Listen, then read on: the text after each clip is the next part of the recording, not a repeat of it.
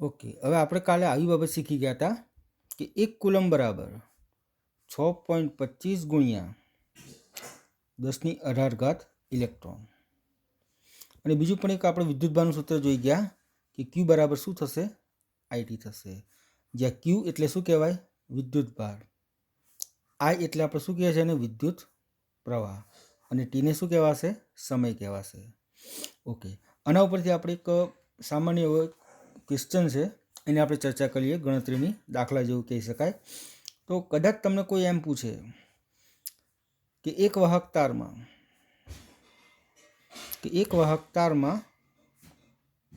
5 સેકન્ડમાં વહેતો વિદ્યુત પ્રવાહ, એક વાહક તારમાં 5 સેકન્ડમાં વહેતો વિદ્યુત પ્રવાહ જો 5 મિલી એમ્પિયર હોય તો પસાર થતા ઇલેક્ટ્રોનની સંખ્યા શોધો.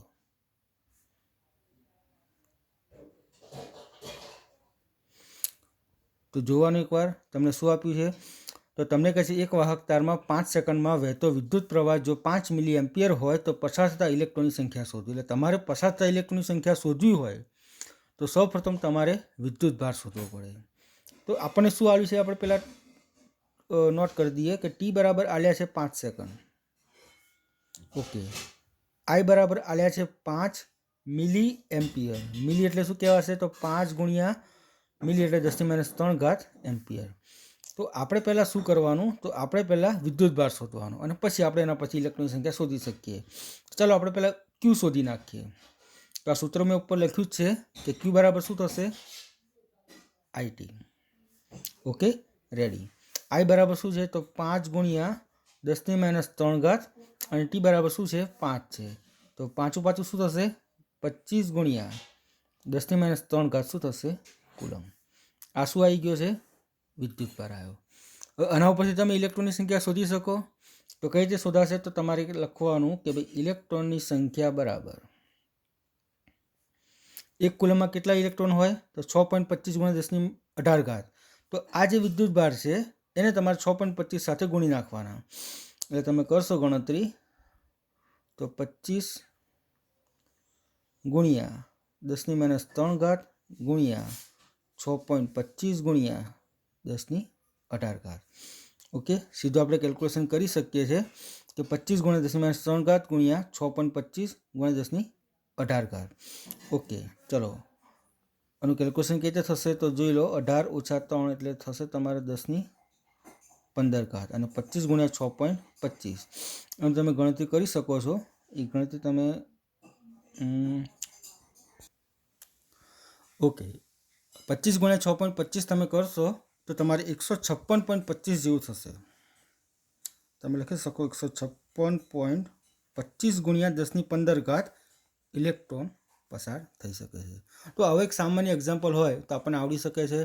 આનો MCQ પૂછાય તો પણ આપણને ખબર પડી શકે છે. ટૂંકમાં એટલું ધ્યાન રાખવાનું કે વિદ્યુતભારને આપણે ક્યુ કહીએ છીએ, પ્રવાહને આપણે આઈ કહીએ છીએ અને સમયને આપણે શું કહીએ છીએ? ટી કહીએ છીએ.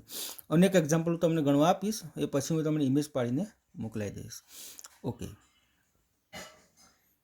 હા, હવે આપણે જોવું છે કે વિદ્યુત બળ અને ગુરુત્વાકર્ષી બળ એની આપણે સરખામણી કરીએ. આપણને ખ્યાલ છે 110% જે વિદ્યુત બળ છે એ વિદ્યુત બળ કેવું છે? પ્રબળ છે. જ્યાં ગુરુત્વાકર્ષી બળ કેવું છે? નિર્બળ છે. કેમ? તો આપણે એવું 11માં શીખી ગયા છે. તો આપણે એની કમ્પેરિઝન કરીએ, એનો એક સામાન્ય એવી ગણતરી કરીએ, એનામાંથી આપણને વધારે પડતો ખ્યાલ આવશે. આપણે એમ કહીએ કે ધારો કે 2 ઇલેક્ટ્રોન છે. કોણ છે? 2 ઇલેક્ટ્રોન. 2 ઇલેક્ટ્રોન એકબીજાથી 1 સેન્ટીમીટર અંતરે રહેલા છે. કેટલા અંતરે રહેલા છે? 1 સેન્ટીમીટર અંતરે રહેલા છે. તો તેમની વચ્ચે લાગતું આપણે શું શોધવાનું છે? ગુરુત્વાકર્ષી બળ શોધો. ઓકે, એના માટે આપણે શું કરવું પડે? તો એક કામ કરીએ પહેલાં. ચલો, ઇલેક્ટ્રોનનું દળ આપણને ખબર છે. તો ઇલેક્ટ્રોનનું દળ થશે 9.1 ગુણ્યા 10⁻31 kg. ચલો આપણે પ્રોટોનનું પણ લખી નાખીએ. પ્રોટોનનું દળ કેટલું થાય? તો 1.67 ગુણ્યા 10⁻27 kg. પ્રોટોનનું જે દળ થાય એવું ને એવું દળ કોનું થાય? ન્યુટ્રોનનું થાય. ઓકે, ચાલો તમને અંતર આપ્યું છે, અંતરને આપણે સ્મોલ આર કહીશું. અંતર સ્મોલ આર 1 સેન્ટીમીટર. 1 સેન્ટીમીટર એટલે શું લખી શકશો? તેને મીટરમાં ફેરવી નાખો તો 1 × 10⁻²² મીટર.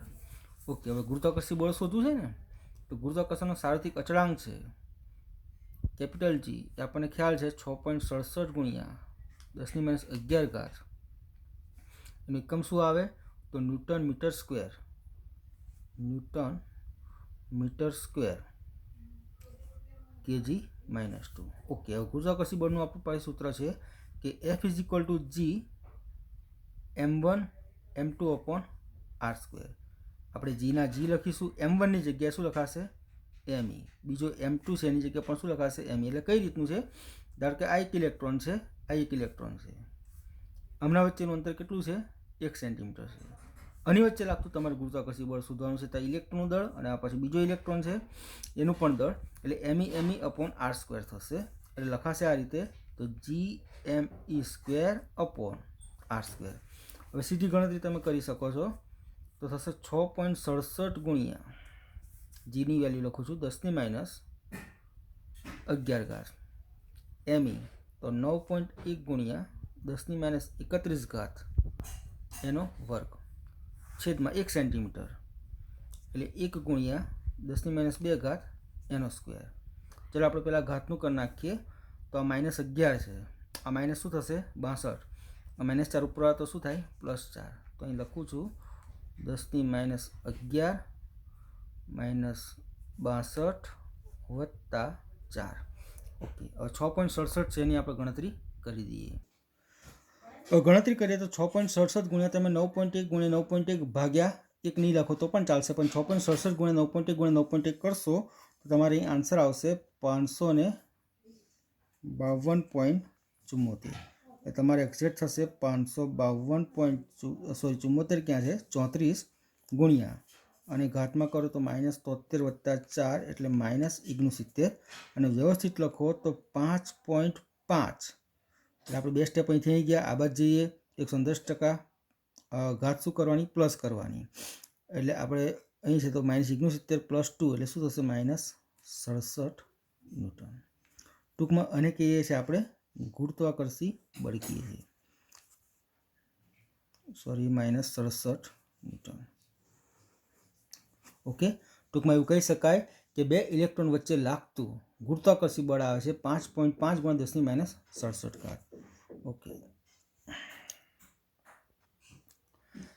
હવે આપણે આ જ રીતે બે ઇલેક્ટ્રોન વચ્ચે લાગતું વિદ્યુત બળ શોધવું છે.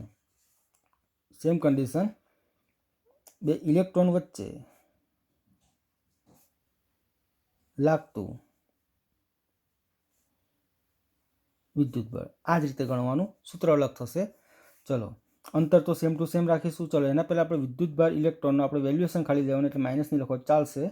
QE બરાબર શું લખાય છે? 1.6 × 10⁻19 કુલમ. અંતર આપણે પેલાની જેમ જ 1 સેન્ટીમીટર રાખીશું. 1 સેન્ટીમીટર એટલે 1 × 10⁻²² મીટર. ઓકે, હવે એવું કહે છે કે વિદ્યુત બળનું સૂત્ર આપણે આગળ આવશે, આગળ થિયરી છે, પણ અત્યારે ગણતરી માટે હું તમને ડાયરેક્ટ સમજાવી દઉં છું. પછી આપણે એની પૂરેપૂરી માહિતી આગળ થિયરીમાં લઈ લઈશું. તો સૂત્ર છે એનું F = KQ1Q2/r². હવે જેમ અહીં જુઓ, આ સૂત્ર ગુરુત્વાકર્ષણનું જે F = G m1 m2/r² છે. અહીં જુઓ F = KQ1Q2/r² છે. જેમ અહીંયા G છે એ ગુરુત્વાકર્ષણનો સાર્વત્રિક અચળાંક છે, એમ અહીંયા K શું છે? તો કુલમ અચળાંક છે. આ વિદ્યુત બળનું શું થાય? કુલમ અચળાંક કહીએ છીએ. જેમ પેલામાં અચળાંક આવે છે, અહીંયા પણ શું આવે છે? અચળાંક, જેની વેલ્યુ 9 × 10⁹ છે. એનો એકમ શું આવશે? તો આને કરતા બનાવશો તો ન્યૂટન મીટર સ્ક્વેર કુલમ એટલે ન્યૂટન મીટર સ્ક્વેર કુલમ -2 થઈ જાય. ઓકે, સિમ્પલ છે ગણતરી, આપણે ગણતરી કરી શકીએ છીએ. તો જો આના માટે આવું લખાય તો QE/r². ઓકે, ચલો, KQE² લખાશે /r². આ થશે 9 × 10⁹. ઓકે, 1.6 × 10⁻19 એનો સ્ક્વેર છેદમાં 1 × 10⁻²² એનો વર્ગ. ચલો હવે ઘાતનું પહેલાં કરી દઈએ આપણે. તો 9 38 એટલે 10 ની 9 ઘાત ઓછા 38 અને ઓછા 4 ઉપર આ શું થઈ જશે +4. હવે 9 ગુણ્યા 1.6 ગુણ્યા 1.6 ભાગ્યા 1 એ કેટલું થાય આપણે ગણતરી કરી લઈએ. એ તમારે ગણતરી થશે 23.04. એ તમારે થશે 23.04 ગુણ્યા અને તમે કરશો તો 9 4 13 એટલે -25 10 ની -25 ઘાત અને તમે જો લખો 2.3 તો +1 કરશો ને એટલે 10 ની -24 ઘાત ન્યૂટન. આ કયું બળ આવ્યું છે? તો આ બળ છે ઇલેક્ટ્રિક ફોર્સ, વિદ્યુત બળ છે. હવે એકવાર ધ્યાનથી જોવાનું, ઇલેક્ટ્રિક ફોર્સ છે, બોલો કેટલી ઘાત છે? -24. અને આ જે ગ્રેવિટેશનલ ફોર્સ છે એમાં કેટલી ઘાત આવી? -16. બોલો -24 મોટા થાય કે -16 મોટા થાય? તો આપણને ખ્યાલ છે -24 શું થાય? મોટા થાય. એટલા માટે આપણે કહીએ છીએ કે ઇલેક્ટ્રિક ફોર્સ છે એ ગ્રેટર દેન શું આવે છે? Gravitational force. ઓકે, તમે આ રીતે ગણતરી, તમે બે ઇલેક્ટ્રોનની જેમ વાત કરી, મેં કીધું બે ઇલેક્ટ્રોન, એમ તમે ઇલેક્ટ્રોન અને પ્રોટોન વચ્ચેની ગણતરી પણ કરી શકો છો, બે પ્રોટોન વચ્ચેની ગણતરી પણ કરી શકો છો. આપણે એનો એક્ઝામ્પલ તમારે ગણવાનો છે, હું તમને લખીને પછી મોકલું છું અને તમારે પછી એ ગણીને મને સેન્ડ કરવાનો છે ફોટો. બરાબર, સિમ્પલ છે, આ રીતે જ ગણતરી કરવાની. આ મેં વાત કરી છે બે ઇલેક્ટ્રોનની, અહીંયા પણ મેં વાત કરી છે બે ઇલેક્ટ્રોનની. આ મેં ગુરુત્વાકર્ષી બળ શોધ્યું છે અને આ શું છે? વિદ્યુત બળ. બસ એ રીતે હું તમને પ્રોટોનની ગણતરી કરવા માટે આપીશ. ઓકે.